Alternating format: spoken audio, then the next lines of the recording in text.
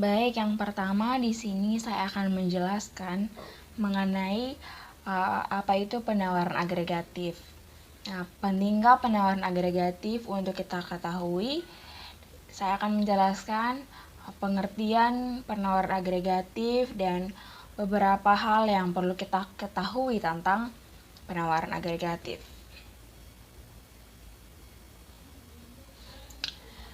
Mungkin bagi sebagian orang, kata penawaran agregatif masih asing terdengar. Ketika kita mendengar kata penawaran agregatif, hal itu masih terasa kurang familiar. Nah, namun sebenarnya ini adalah hal yang penting, yang wajib untuk kita ketahui. Dari penawaran agregatif ini, kita bisa mengetahui penyebab perubahan tingkat harga, barang, atau jasa, hingga kenaikan upah dan tingkat pengangguran. Selanjutnya, pengertian konsep penawaran agregatif. Jadi, apa itu penawaran agregat atau apa itu penawaran agregatif? Nah, penawaran agregatif atau biasa kita kenal dengan istilah aggregate supply atau AS adalah hubungan antara jumlah barang dan jasa yang ditawarkan dan tingkat harga jasa. Nah, penawaran agregat juga dapat kita artikan sebagai nilai total barang dan jasa yang diproduksi dalam suatu perekonomian. Penawaran agregat biasanya dihitung selama setahun karena perubahan penawaran cenderung mengikuti perubahan permintaan. Pergeseran penawaran agregat dapat kita kaitkan dengan banyak variabel, yang misalnya termasuk perubahan ukuran dan kualitas tenaga kerja, inovasi teknologi, kenaikan upah, kenaikan biaya produksi, perubahan pajak produsen, dan subsidi serta perubahan inflasi.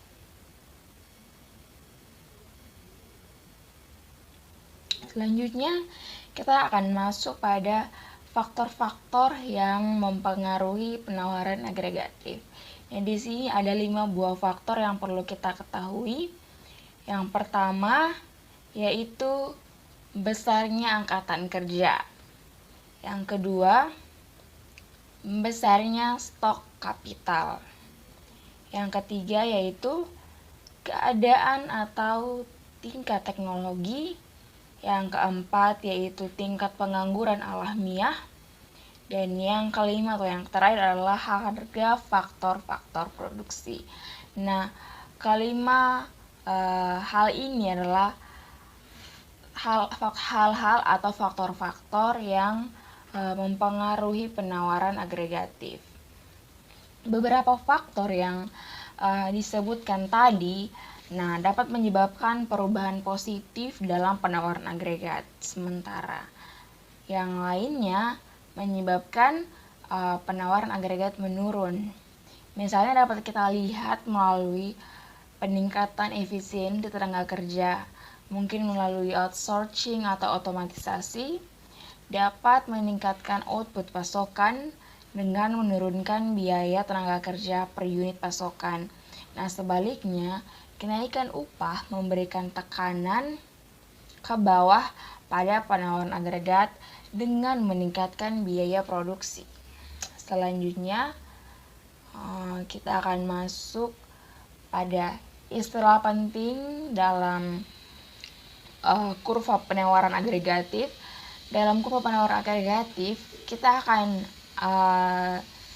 sangat terbiasa untuk mendengar istilah supply shock. Nah, apa itu supply shock? Dalam penawaran agregat ini ada yang disebut dengan guncangan penawaran atau supply shock, atau bisa kita kenal juga dengan guncangan harga. Nah, kira-kira apa itu supply shock? Supply shock atau guncangan penawaran adalah guncangan pada perekonomian yang bisa mengubah biaya produksi barang serta jasa sehingga akan berdampak langsung pada tingkat harga yang ditawarkan. Contohnya apa? Contohnya adalah ketika terjadi kenaikan tingkat upah yang membuat perusahaan selaku pihak yang memproduksi mau tidak mau harus menyesuaikan upah pegawainya dengan tingkat upah yang berlaku dengan berbagai risiko yang akan terjadi. Nah, ini merupakan salah satu contoh dari supply shock atau guncangan harga. Contoh berikutnya tadi sudah dicontohkan tentang supply shock. Berikutnya adalah beberapa contoh lagi mengenai supply shock. Yang pertama adalah pengurangan tenaga kerja.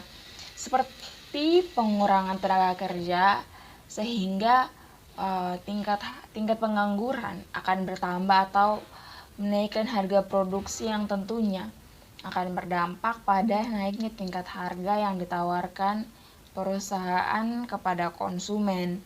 Jadi semakin sedikit tenaga kerja, otomatis tenaga yang dikeluarkan atau effort yang diberikan tentunya semakin besar. Jadi hal itu akan berimbas pada biaya atau tingkat harga, sehingga tingkat harga mungkin akan naik, ya, berdampak pada tingkat harga yang akan ditawarkan perusahaan konsumen. Selanjutnya yaitu kenaikan upah yang terjadi bersamaan. Nah, kenaikan upah yang terjadi bersamaan dengan menurunnya tingkat pengangguran maka akan menyebabkan inflasi karena tingginya jumlah uang yang beredar. Jadi misalnya pada suatu kondisi tingkat kenaikan upah terjadi bersamaan di mana-mana.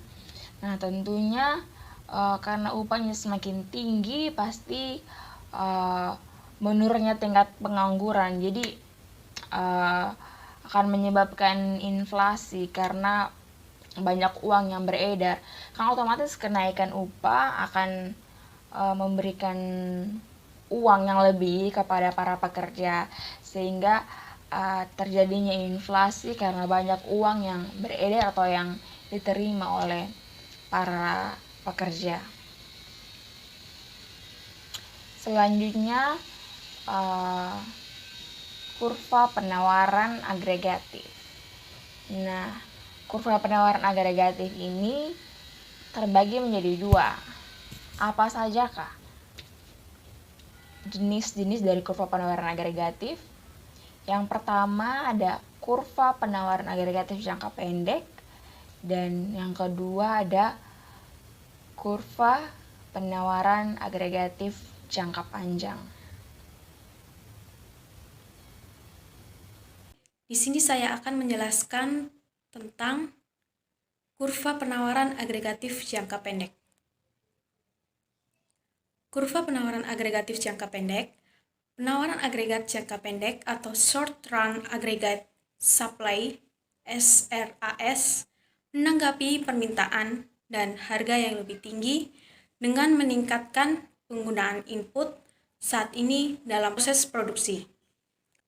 Modal dianggap tetap pada jangka pendek. Oleh karena itu, perusahaan dapat mengubah faktor produksi variabel seperti tenaga kerja.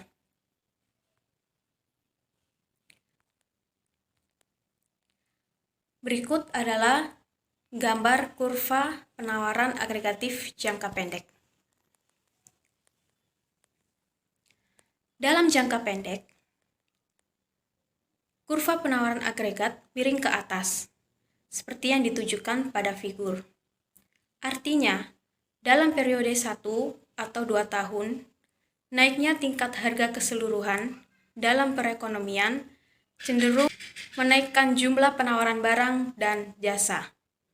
Sebaliknya, penurunan tingkat harga cenderung mengurangi jumlah penawaran atas barang dan jasa. Selanjutnya, faktor-faktor yang menyebabkan kurva penawaran agregatif jangka pendek.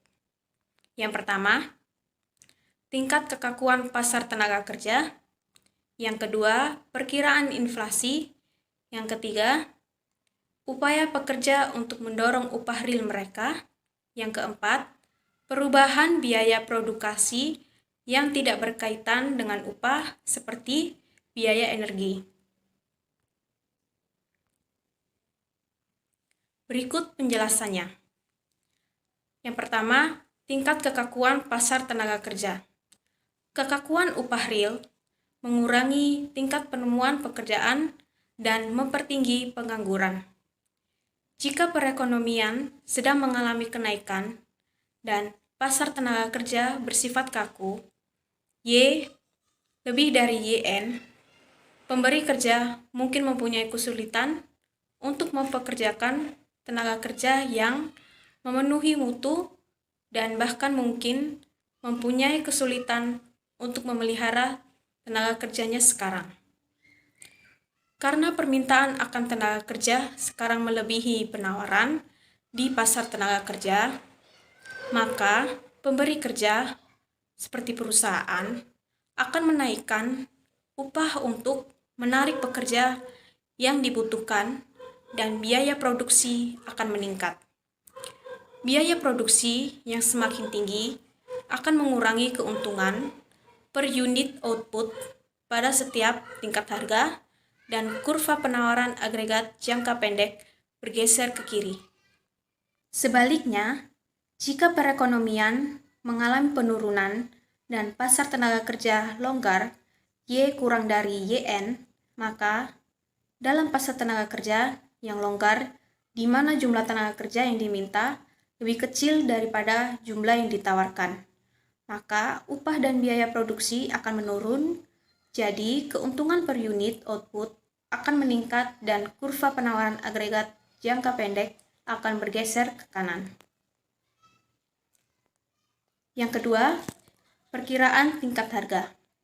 Kenaikan perkiraan tingkat harga mengakibatkan upah lebih tinggi, yang selanjutnya menaikkan biaya produksi, menurunkan keuntungan per unit output pada setiap tingkat harga, dan menggeser kurva penawaran ke kiri. Maka, kenaikan perkiraan tingkat harga menyebabkan kurva penawaran bergeser ke kiri. Semakin besar perkiraan kenaikan tingkat harga, yaitu semakin tinggi perkiraan inflasi, maka semakin besar pergeserannya. Yang ketiga, dorongan upah.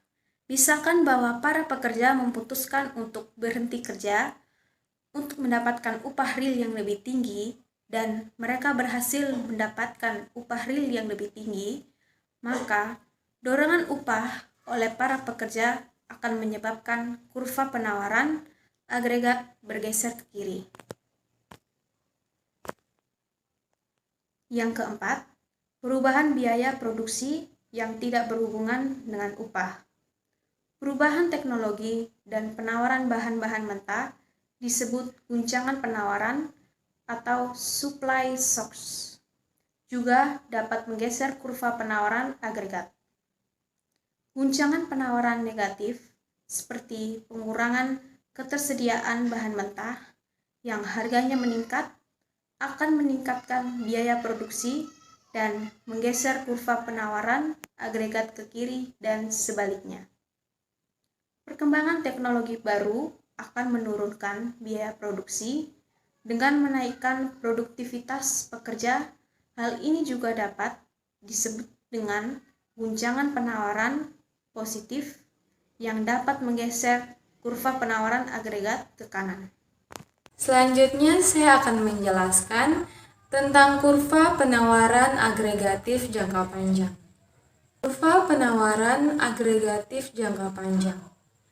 Kurva penawaran agregat jangka panjang atau LRAS tidak elastis atau garis vertikal.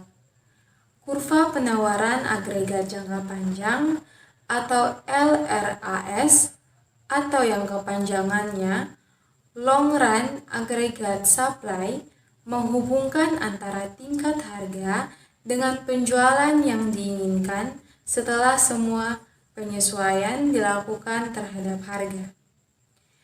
Tingkat harga tidak berpengaruh pada output agregat karena perusahaan dapat menyesuaikan harga input secara proporsional.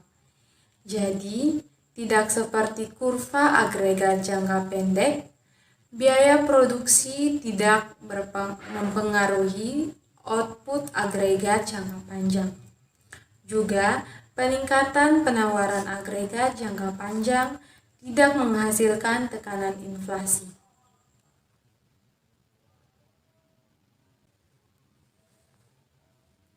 Baik, bisa dilihat pada kurva berikut ini. Price level atau P sama dengan tingkat harga, agregat output atau Y sama dengan nilai total atau pendapatan jangka panjang. Dalam jangka panjang, tingkat output ditentukan oleh jumlah modal dan tenaga kerja serta ketersediaan teknologi. Tingkat output tidak bergantung pada tingkat harga. Kurva penawaran agregat jangka panjang atau LRAS bentuknya adalah vertikal. Produksi di tingkat ini menunjukkan posisi kesempatan kerja penuh. Selanjutnya, ada beberapa faktor-faktor yang menyebabkan kurva penawaran agregatif jangka panjang. Yang pertama, peningkatan pasokan tenaga kerja. Yang kedua, peningkatan sumber daya alam. Yang ketiga, perbaikan modal manusia. Yang keempat, peningkatan modal fisik. Dan yang kelima, teknologi lebih maju. Berikut penjelasannya. Yang pertama, peningkatan pasokan tenaga kerja. Peningkatan pasokan tenaga kerja mendorong ekonomi untuk menghasilkan lebih banyak output. Faktor-faktor penentu pasokan tenaga kerja meliputi pertumbuhan populasi atau tingkat partisipasi angkatan kerja. Semakin tinggi jumlah populasi penduduk, maka semakin banyak juga tenaga kerja yang mencari pekerjaan, begitupun sebaliknya dan juga imigrasi bersih. Yang kedua, peningkatan sumber daya alam. Seperti tenaga kerja, peningkatan pasokan sumber daya alam memungkinkan ekonomi untuk menghasilkan lebih banyak output. Sumber daya alam yang semakin meningkat tentu perlu untuk dikelola. Dan untuk mengelolanya diperlukan tenaga kerja dan akan menghasilkan banyak output yang baru. Yang ketiga, perbaikan modal manusia. Perbaikan modal manusia dapat meningkatkan produktivitas tenaga kerja. Ini dapat dicapai melalui pelatihan, pengembangan keterampilan, dan pendidikan. Produktivitas tenaga kerja yang lebih tinggi menghasilkan output per tenaga kerja yang lebih banyak. Oleh karena itu, ini akan meningkatkan output potensial sebuah perekonomian. Yang keempat, peningkatan modal fisik. Modal fisik adalah unsur penting untuk pertumbuhan ekonomi. Investasi dalam properti, pabrik, peralatan baru meningkatkan kapasitas ekonomi dalam menghasilkan barang dan jasa. Dengan lebih banyak dan peralatan canggih, pekerja dapat menghasilkan lebih banyak output daripada yang mereka bisa dengan peralatan yang lebih tua. Dan yang kelima, teknologi lebih maju. Kemajuan teknologi juga mempengaruhi produktivitas dalam memproduksi barang. Teknologi yang lebih canggih memungkinkan output per unit input yang lebih besar. Misalnya, pabrik-pabrik yang telah memiliki alat-alat canggih dan modern tentu dapat memproduksi output lebih cepat dan juga lebih banyak. Tentu ini sangat mempengaruhi efektivitas dan efisien.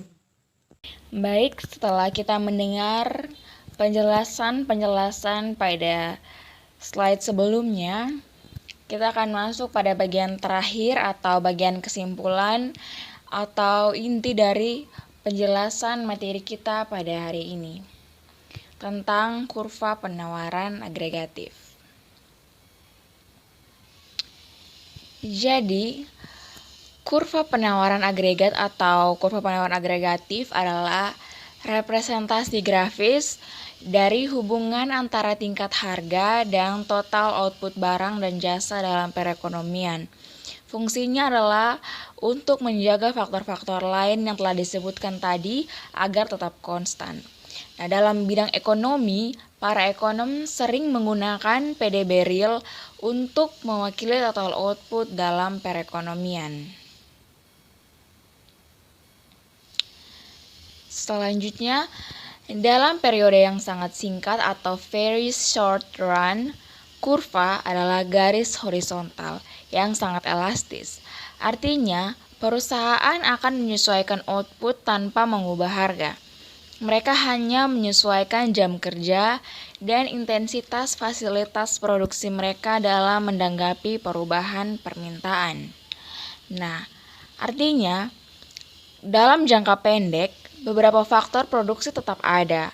Nah, biasanya modal. Kurva penawaran agregat jangka pendek atau Short Run Aggregate Supply atau SRAS memiliki kemiringan ke atas seperti grafik yang telah ditunjukkan pada slide sebelumnya, yang berarti bahwa harga yang lebih tinggi akan mendorong lebih banyak pasokan. Selanjutnya, dalam jangka panjang, semua biaya input bervariasi. Kurva penawaran agregat jangka panjang atau Long Run Aggregate Supply atau LRAS adalah inelastis sempurna, yang berarti bahwa tingkat harga tidak mempengaruhi pasokan agregat.